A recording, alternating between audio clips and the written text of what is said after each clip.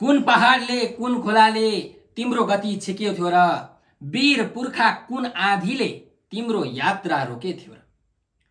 गरुडको झै वेग तिम्रो कुन आकाशले बाँध्न सक्यो, पौरखले रच्यौ नेपाल पहाड तराई जुट्न सक्यो।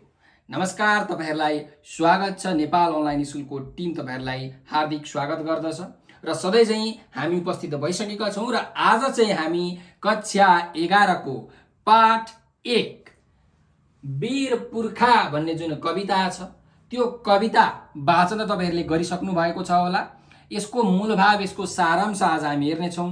यो कविताले दिने जुन शिक्षा छ, जुन सन्देश छ, त्यसको विषयमा पनि आज हामी चर्चा गर्ने छौं भने यस कविताका रचयिता प्राध्यापक डाक्टर वासुदेव त्रिपाठीको बारेमा पनि हामी केही जानकारी लिनेछौं, उहाँको परिचय लिनेछौं। उहाँले नेपाली साहित्यमा दिनुभएका योगदानहरू, उहाँले पाउनुभएका पुरस्कारहरू, उहाँको साहित्यिक प्रवृत्तिको बारेमा केही छलफल, केही कुराकानी गर्नेछौं। त ढिला नगरिकन सुरु गरौं।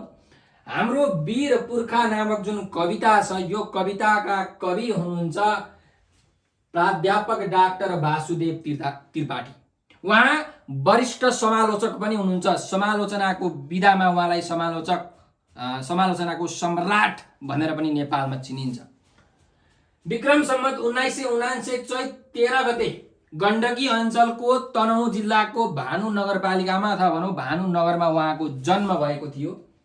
पिता प्रेमदत्त त्रिपाठी र माता गोमा त्रिपाठीको कोखबाट उहाँको जन्म भएको थियो र उहाँले आफ्नो जुन शिक्षा छ, नेपाली र अंग्रेजीमा चाहिँ एमए गर्नुभएको छ भने नेपालीमा पीएचडी गर्नुभएको छ, विद्यावारिधि गर्नुभएको छ र उहाँ नै पहिलो नेपाली व्यक्तित्व हो जसले नेपालीमा विद्यावारिधि अर्थात् पीएचडी गर्नुभएको छ। र उहाँ चाहिँ नेपाल केन्द्रीय विभाग, त्रिभुवन विश्वविद्यालय जुन कीर्तिपुरमा छ, त्यहाँको नेपाल केन्द्रीय विभागमा चाहिँ अध्ययन अध्यापन गराउनुहुन्छ, प्राध्यापन गराउनुहुन्छ, पढाउनुहुन्छ विद्यार्थीहरूलाई। र उहाँ नेपाल राजकीय प्रज्ञा प्रतिष्ठानको उपकुलपति समेत भइसक्नु भएको छ र उहाँ आजीवन सदस्य पनि हुनुहुन्छ सो प्रतिष्ठानको।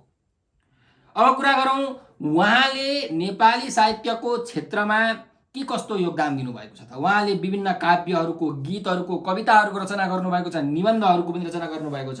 विशेषतः उहाँ समालोचना विधाका सम्राट हुनुहुन्छ। प्राध्यापक डाक्टर वासुदेव त्रिपाठीले विक्रम सम्वत 2017 सालबाट आफ्नो साहित्यिक यात्रा सुरुवात गर्नुभएको थियो। यो दुनिया तिम्रै हो भन्ने कविता मार्फत। यो कविता चाहिँ हिमाल पत्रिकामा 2017 सालमा प्रकाशित भएको थियो। त्यस्तै उहाँले विभिन्न काव्य संग्रह, खण्डकाव्य, गीति संग्रह पनि लेख्नु भएको छ। अब काव्य संग्रहमा 3 थुङ्गा भन्ने काव्य संग्रह 2045 सालमा प्रकाशित भएको छ। खण्डकाव्यमा देशको महिमा भन्ने खण्डकाव्य 2046 सालमा प्रकाशित भएको छ। नवपल्लव भन्ने गीति संग्रह 2046 सालमै यो पनि प्रकाशित भएको छ। मधुकुञ्ज भन्ने कविता र काव्य संग्रह 2070 सालमा प्रकाशित भएको छ। त्यस्तै उहाँका कविता, काव्य र गीति संग्रहमा सम्झना कुञ्ज, जीवन कुञ्ज, रचना कुञ्ज जस्ता कृतिहरू पर्दछन् भने अनेकन अरू थुप्रै समालोचना अथवा समालोचनात्मक कृतिहरू चाहिँ उहाँले प्रकाशित गर्नु भएको छ। र नेपाली साहित्यको क्षेत्रमा यति थुप्रै विधामा कलम चलाउनु भएका वासुदेव त्रिपाठीलाई चाहिँ विभिन्न पुरस्कारहरूले, पदवीहरूले विभूषित गरियो, सम्मानित पनि गरियो। उहाँले विश्वकै नोबेल पुरस्कार अथवा भनौँ न नेपालको नोबेल पुरस्कार जसलाई भनिन्छ मदन पुरस्कार पनि उहाँले पाउनु भएको छ। महेन्द्र विद्याभूषण पुरस्कार, मदन पुरस्कार, गोरखा दक्षिण बाहु पुरस्कार, लारी स्वर्ण पदक, रत्नश्री पुरस्कार जस्ता अनेकौं दर्जनौं पुरस्कारहरू उहाँले प्राप्त गर्नु भएको छ। र उहाँको साहित्य अथवा उहाँको रचनाहरूमा, उहाँको सृजनाहरूमा हामीले चाहिँ एकदमै धेरै देशभक्तिको भावना प्राप्त गर्न सक्छौं। म कुरा गर्दैछु उहाँको साहित्यिक प्रवृत्ति बारे। देशभक्तिको भावना ओतप्रोत भएको पाइन्छ उहाँका रचनाहरूमा। राष्ट्रभक्ति, देशभक्तिको भावना एकदमै छताछुल्ल रूपमा हामीले भेट्न सक्छौं। त्यस्तै उहाँ मानवतावादी, मानवको हितको लागि कलम चलाउने चाहिँ लेखकको रूपमा सुपरिचित हुनुहुन्छ। प्रकृति प्रेमी पनि हुनुहुन्छ। उहाँ प्रकृतिको मनोरम चाहिँ काखमा गएर आफ्ना सिर्जनाहरू लेख्ने काम गर्नुहुन्छ। साथसाथै उहाँ भाषा एवं संस्कृति प्रेमी पनि हो। उहाँलाई विभिन्न भाषाहरू मनपर्छ। उहाँले अङ्ग्रेजी भाषा पनि पढ्नु भएको छ, संस्कृत पनि पढ्नु भएको छ, नेपाली त पढ्नु भएकै छँदैछ। त्यही भएर भाषा र संस्कृतिको उहाँ एकदमै प्रेमी हुनुहुन्छ। यस्ता प्रेमहरू उहाँका रचनाहरूमा हामीले पाउन सक्छौँ। विशेष गरिकन जुन यो वीर पुर्खा भन्ने कविता छ, यो कवितामा चाहिँ हामीले अथवा भनौँ कविले नेपालका वीर गोर्खालीहरूको चाहिँ एकदमै धेरै प्रशंसा गर्नुभएको छ। यो कविता खासमा हाम्रो देशको महान देशभक्त सपुतहरूको सम्बोधन गरिएको एउटा उत्कृष्ट कविता हो।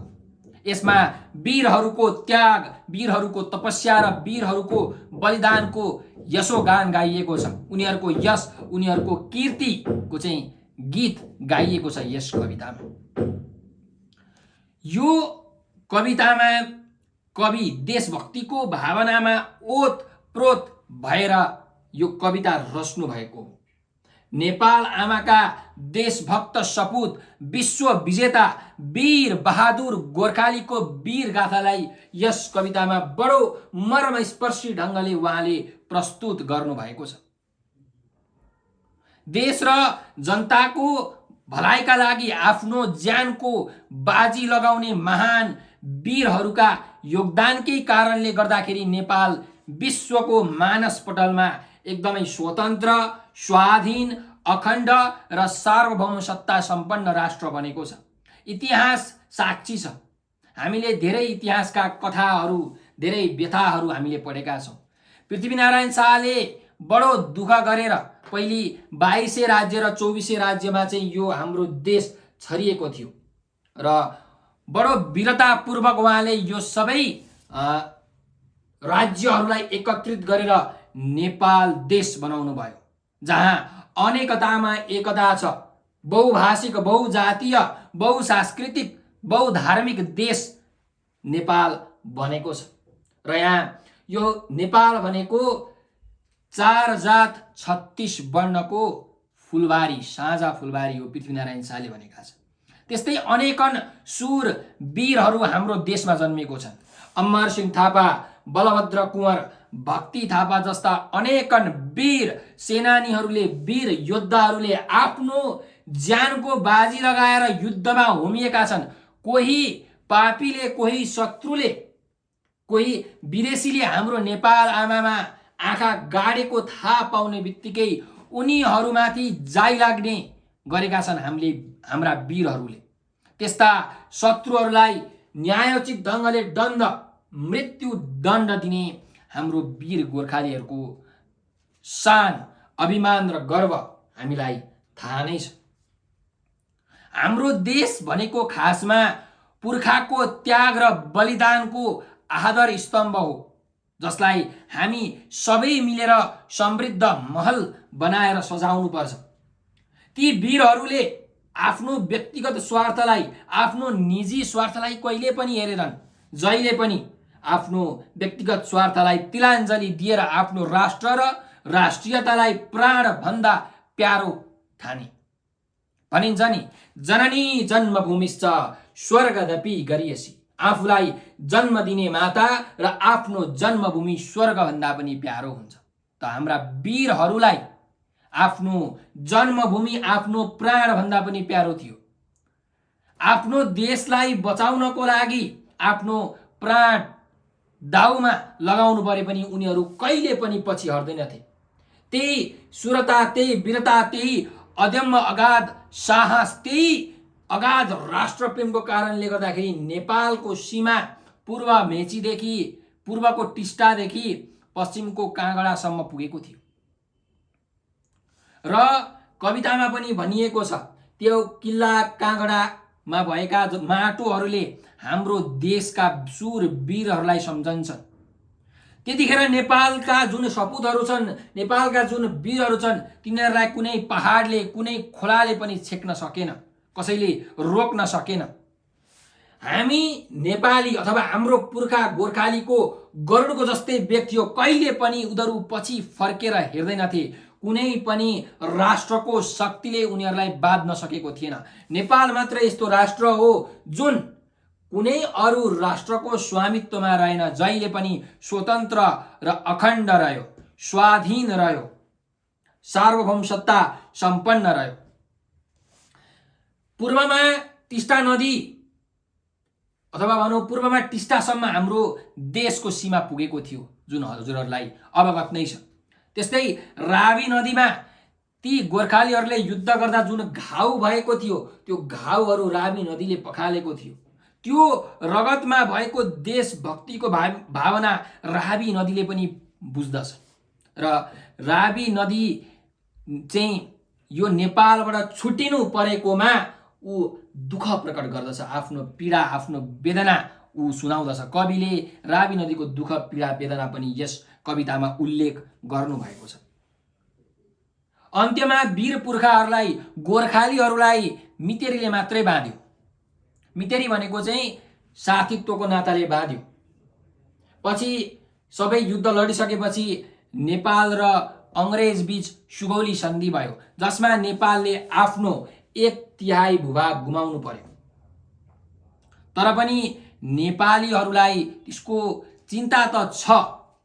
ती नदीहरूले ती भूभागहरूले नेपालीहरूलाई डाकिरहेका छन्, नेपालीहरूलाई बोलाइरहेका छन् र हामीले पनि यो पुर्खाहरूबाट के शिक्षा लिनुपर्छ भने हामी पनि आफ्नो राष्ट्र र राष्ट्रियतालाई जहिले पनि सबैभन्दा माथि राख्नुपर्छ, शिरभन्दा पनि माथि राख्नुपर्छ।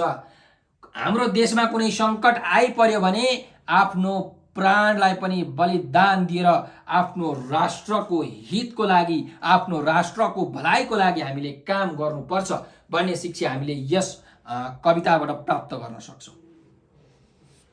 नेपाल भनेको यो सबै वीर पुर्खाहरूको त्यागको, तपस्याको, बलिदानले गर्दाखेरि आर्जेको एउटा मुलुक हो। तपाईँहरूलाई म एक दुईवटा केही भनाइहरू पनि सुनाउँछु, नेपालीहरू कति वीर थिए भनेर। यो नेपाल र अङ्ग्रेजको युद्ध हुँदाखेरि अङ्ग्रेजले अमरसिंह थापालाई प्रलोभन दिएका थिए के, लोभमा फसाउन खोजेका थिए। तर अमरसिंह थापाले के भने म बाघको बच्चा डमरू हुँ, सिनो खाने कुकुर होइन भनेर यसरी जवाफ फर्काएका थिए। त्यस्तै जर्मनीको तपाईँहरूले चिन्नुहुन्छ एडल्फ हिटलरलाई पनि तपाईँहरूले चिन्नुहुन्छ होला। र हिटलरले पनि के भनेका छन् भने यदि मसँग गोर्खाली सेना हुन्थ्यो भने कुनै पनि देशको सेनाले मलाई हराउन सक्दैन थियो भनेर भनेका छन्। त्यस्तै जर्मनीको अर्को अटो भन बिस्मार्क भन्ने एउटा चान्सलरले भनेका छन् विश्वको कुनै पनि सेनासँग म मेरो सेना युद्ध गराउन सक्छु, तर गोर्खाली सेना भनेपछि मेरो मुटु थर्रर काँप्छ भनेर उनले भनेका छन्। र इन्डियन आर्मीका एउटा भुभु सैनिकले हैन साम मनेक्सले के भनेका छन् भने यदि कुनै मान्छे मर्नबाट डराउँदिन भन्छ भने कि त त्यो मान्छे झुटो बोल्दैछ कि त त्यो मान्छे गोर्खाली हुनुपर्छ भनेर भनेको छ। र ओसामा बिन लादेनले पनि भनेको छ यदि मसँग गोर्खाली सेना भएको भए म अमेरिकालाई काँचै खाइदिन्थे भनेर उनले भनेका छन्। भनेपछि नेपालको वीर गोर्खालीहरूको राष्ट्र भक्ति, वीरता, सुरता, साहस विश्वभरि नै फैलिएको छ। विश्वका अनेकन चान्सलरहरूले, अनेकन व्यक्तित्वहरूले नेपालीहरूको, गोर्खालीहरूको वीर गाथालाई गाएका छन्। यसरी नेपाललाई पुरै विश्व सामु चिनाएका छन्। यही वीरताको कारणले गर्दाखेरि ब्रिटिसमा भनौँ न ब्रिटेनमा ब्रिटिस आर्मीको रूपमा नेपालीहरू काम गर्न जान्छन्। त्यस्तै इन्डियन आर्मीमा पनि कैयौँ नेपालीहरू छन्। उनीहरूको वीरताको, उनीहरूको सुरताको, उनीहरूको साहस, उनीहरूको निडरताको कारणले गर्दाखेरि। त्यसैले हामीले पनि उनीहरूबाट शिक्षा प्राप्त गर्न सक्छौँ, सन्देश प्राप्त गर्न सक्छौँ। यो कविताबाट पनि हामी सन्देश प्राप्त गर्न सक्छौँ। के सन्देश प्राप्त गर्न सक्छौँ त भन्दाखेरि हामी सारा नेपाली एकजुट हुनुपर्छ। फुटमा होइन जुटमा शक्ति हुन्छ। एउटा औँलाले केही पनि काम गर्न सक्दैन, तर यही औँला मुट्ठी भयो भने यसले धेरै ठुलो काम गर्न सक्छ। त्यसैले हामी सबै एकत्रित हुनुपर्छ। पुर्खाले निर्देश गरेको राष्ट्रिय मार्गलाई अवलम्बन गर्नुपर्छ, अपनाउनुपर्छ र त्यही बाटोमा हामी हिँड्नुपर्छ। भविष्यमा आउने भावी सन्ततिलाई पनि हामीले यही शिक्षा दिनुपर्छ। साथसाथै जननी जन्मभूमिश्च स्वर्गदपि गरीयसी भन्ने उक्तिलाई हामी सबैले मनन गर्न अत्यन्त जरुरी छ। आफूलाई जन्म दिने आमा र आफ्नो जन्मभूमि भनेको स्वर्ग भन्दा पनि प्यारो हुन्छ। यो उक्तिलाई हामी सबैले मनन गर्नुपर्छ र आफ्नो जन्मभूमि प्रतिको जुन कर्तव्य छ त्यो कर्तव्यलाई पुरा गर्नुपर्छ। त्यस्तै गरिकन नेपाली मनमा हामी सबैले आम नेपालीको मनमा देशप्रतिको जुन भक्ति छ त्यो भक्तिको भावनालाई जागृत गर्नुपर्छ, उजागर गर्नुपर्छ। नेपाली मनमा वीरताको भावना एवं राष्ट्रिय चेतना जगाउनुपर्छ। जस्ता वीरहरू हाम्रा पुर्खाहरू थिए त्यस्तै वीरताको भावना हरेक आम नेपाली जनताको मनमा हामीले जगाउनुपर्छ भन्ने शिक्षा पनि हामी यो पाठबाट पाउन सक्छौँ अथवा हाम्रो वीर पुर्खाको चाहिँ इतिहासबाट पनि प्राप्त गर्न सक्छौँ।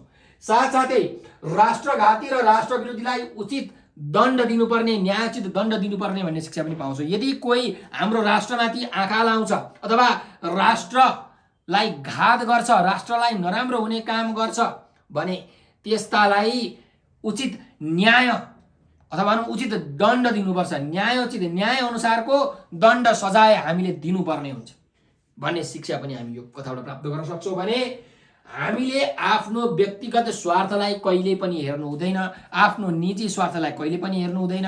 आफ्नो राष्ट्रको हितको लागि, आफ्नो राष्ट्रको भलाइको लागि सदैव तत्पर रहनुपर्छ। आफ्नो ज्यानको बाजी लगाउन पनि तयार हुनुपर्छ, रेडी हुनुपर्छ भन्ने शिक्षा हामीले यस कविताबाट प्राप्त गर्न सक्छौँ। त भाइ बहिनीहरू, तपाईँहरूलाई यो कविता कस्तो लाग्यो, यसको मूलभाव कस्तो लाग्यो, यसले दिने शिक्षा कस्तो लाग्यो, कमेन्टमा प्रतिक्रिया अवश्य पनि दिनुहोला। र हजुरहरूकै लागि भनेर हामीले नेपाल अनलाइन स्कुल भन्ने युट्युब च्यानलमा क्लास 1 देखि ब्याचलरसम्मका विभिन्न विषयका, विभिन्न सब्जेक्टका, विभिन्न च्याप्टरका, विभिन्न टपिक्सहरूका चाहिँ 25,000 भन्दा धेरै भिडियो बनाएर हालिसकेका छौँ, जसमा तपाईँहरूले च्याप्टर वाइज क्वेसनको सोलुसनहरू, ओल्ड क्वेसनको सोलुसनहरू, मोडल क्वेसन सेटहरूको सोलुसनहरू, कन्सेप्ट बेस्ड क्वेसनका सोलुसन्सहरूको भिडियो भेटाउन सक्नुहुन्छ। र ती भिडियोहरू हेरेर आफ्नो ज्ञानलाई सर्वोच्च शिखरमा लग्न सक्नुहुन्छ, आफ्नो इक्जामलाई राम्रो गर्न सक्नुहुन्छ, आफ्नो कन्सेप्टलाई क्लियर गर्न सक्नुहुन्छ। र कृपया हाम्रो भिडियोलाई लाइक र सेयर गर्न भने नबिर्सनुहोला। हाम्रो युट्युब च्यानललाई सब्सक्राइब गरिदिनु होला।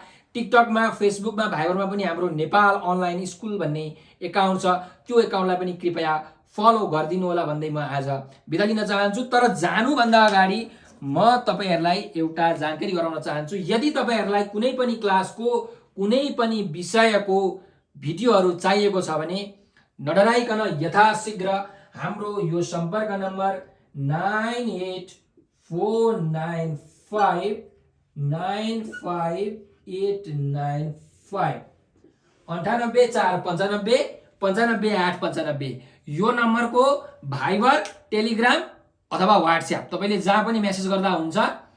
के लेख्नुहोस् भने, सर मलाई क्लास 11 को सबै विषयको भिडियो पठाइदिनुहोस्, अथवा मलाई क्लास 11 को नेपालीको भिडियो पठाइदिनुहोस्, मलाई क्लास 10 को पठाइदिनुहोस्, 12 को पठाइदिनुहोस्, BBA को पठाइदिनुहोस्, BBS को पठाइदिनुहोस् भनेर भन्नुहोस्। हामी त्यो क्लासको, त्यो सब्जेक्टको भाइबरको सबै भिडियोजहरू जति हामीसँग उपलब्ध छन् ती सबै भिडियोहरू हामी तपाईँहरूलाई पठाइदिन्छौँ र तपाईँहरूले आफ्नो एक्जामहरूलाई पनि राम्रो गर्न सक्नुहुन्छ। मैले भनि नै हालेँ। र हाम्रो साथ र सहयोग सदैव यसरी नै दिइराख्नुहोला। हजुरहरूको अगाध प्रेमले गर्दाखेरि, अगाध मायाले गर्दाखेरि, अगाध स्नेहले गर्दाखेरि अहिले हामी यो स्थितिमा आइपुगेका छौँ। हजुरहरूले यो भिडियो अन्तिमसम्म हेरिदिनु भयो, त्यसको लागि हजुरलाई हृदयबाट धेरै धेरै धन्यवाद दिन चाहन्छु। स्वस्थ रहनुहोस्, व्यस्त रहनुहोस्, मस्त रहनुहोस्।